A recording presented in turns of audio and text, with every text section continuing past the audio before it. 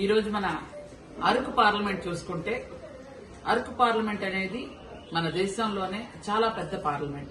అలాంటి పార్లమెంట్ ని గత ప్రభుత్వంలో ఆలోచన లేకుండా 2 జిల్లాలుగా విడదీశారు. అయితే అది కూడా ఎలా విడదీశారన్నది కూడా అరకు పార్లమెంట్ ని అసలు ఏ విధంగా విడదీయాలో కూడా ఆలోచన లేకుండా చేశారు. అయితే ఈ రోజు చూసుకున్నట్టయితే అరకు పార్లమెంట్ లో పార్వతీపురం మన్యం జిల్లా ఒకటైతే అల్లూరు సీతారామరాజు జిల్లా ఒకటి.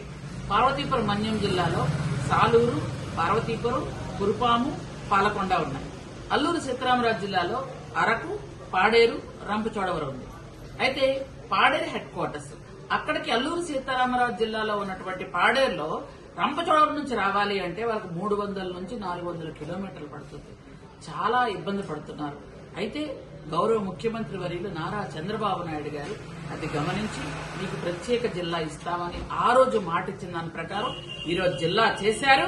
ఈ రోజు అరకు పార్లమెంట్ 3 జిల్లాలుగా అయినటువంటి ఘనత మన ముఖ్యమంత్రి గారు చంద్రబాబు నాయుడు గారిది. ముఖ్యంగా 11 మండలాలతో మనకి రంపచోడవరం ఉంది. దాన్ని పోలవరం జిల్లాగా మార్చారు. ఎందుకంటే పోలవరం నిర్వాసితులు ఎక్కువ మంది అక్కడి నుంచే ఉన్నారు. కాబట్టి పోలవరం జిల్లాగా రంపచోడవరం జిల్లాను చేస్తూ అలాగే అరకు, పాడేరును మాత్రమే ఒక జిల్లా, 2 నియోజకవర్గాలు ఒక జిల్లా అల్లూరు సీతారామరాజు జిల్లాగా పెట్టారు. మన 4 నియోజకవర్గాలు పార్వతీపురం మన్యంగా పెట్టారు. ఈ రోజు అరకు పార్లమెంట్ అంతా 3 జిల్లాలుగా ఉంది. దేశంలోనే ఎక్కడా లేదు. ఎస్టీలకి 3 జిల్లాలు కేటాయించినటువంటి ఘనత మన చంద్రబాబు నాయుడు గారికి దక్కింది. కాబట్టి మనందరం కూడా థ్యాంక్ యూ సీఎం సార్ అని చెప్పాల్సిన అవసరం ఉంది.